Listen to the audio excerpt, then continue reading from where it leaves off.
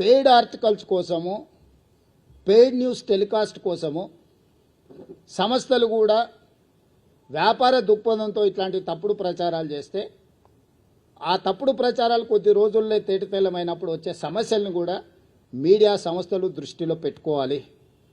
అంతెందుకు ఈరోజు ఉదయం 3వ రౌండ్లో మాకు 3500 మెజారిటీ వస్తే 3వ రౌండ్లో బీఆర్ఎస్కు 211 ఓట్ల మెజారిటీ వచ్చింది. ఇంకా బీఆర్ఎస్ హవా మొదలైపోయిందని చెప్పి పెద్ద ఛానల్స్ పెద్ద పెద్ద బ్రేకింగ్, నేను టీవీ పగిలిపోతుందేమో అనుకున్నా, ఎర్ర ఇట్లా ఊగిపోతుంటేదో అయినట్టే ఉందని. తప్పు ఆ సమాచారం అంటే దబాయిస్తున్నారు ఉల్టారే. మాకు తెలుసా మీకు తెలుసా మా వాడు లోపల నుంచి పంపిస్తున్నాను అంటే ఫలితాలు ఒక పక్కన స్పష్టంగా మొదటి విడత, రెండో విడత, మూడో విడత ఎంతో కొంత కాంగ్రెస్కి అనుకూలంగా ఉన్నప్పుడు కూడా ఇంకా బీఆర్ఎస్ను బతికించాలనే ఆ ఛానల్స్ యొక్క ఉత్సాహం అయితే నాకు అర్థం కాలేదు. దయచేసి మిగతా రాష్ట్రంలాగా ఛానల్స్ను కనిపించకుండా చేయాలంటే ఒక నిమిషం పని. పక్క రాష్ట్రంలో కొన్ని ఛానల్స్ లేనే లేవు, అంతో ఇంతో ఇక్కడ ఉన్నాయి.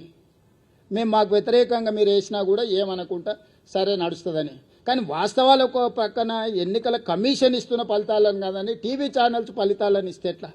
మీరే ఎన్నికల్ని నిర్వహిస్తారు, మీరే ఎన్నికల ఫలితాలు ప్రకటిస్తారు, మీరే అభ్యర్థులను కూడా గెలిపించి సర్టిఫికేట్ ఇస్తారా అండి?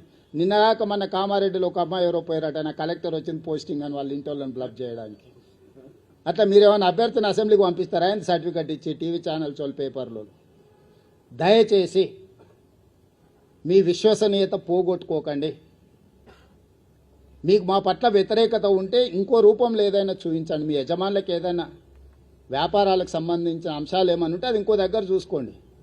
కానీ ఈ ఛానల్స్లలో మరీ ఇంత బరితెగింపు, అడ్డగోలుతనము, ఆ పార్టీల కంటే ముందే ఆ పార్టీ వాళ్ళని వచ్చి క్లెయిమ్ చేయాలి. కనీసం మాకు 3వ రౌండ్లో మెజారిటీ వచ్చింది, ఇక మా హవా జరుగుతుంది, అదే ఏంటి పర్వాలేదు.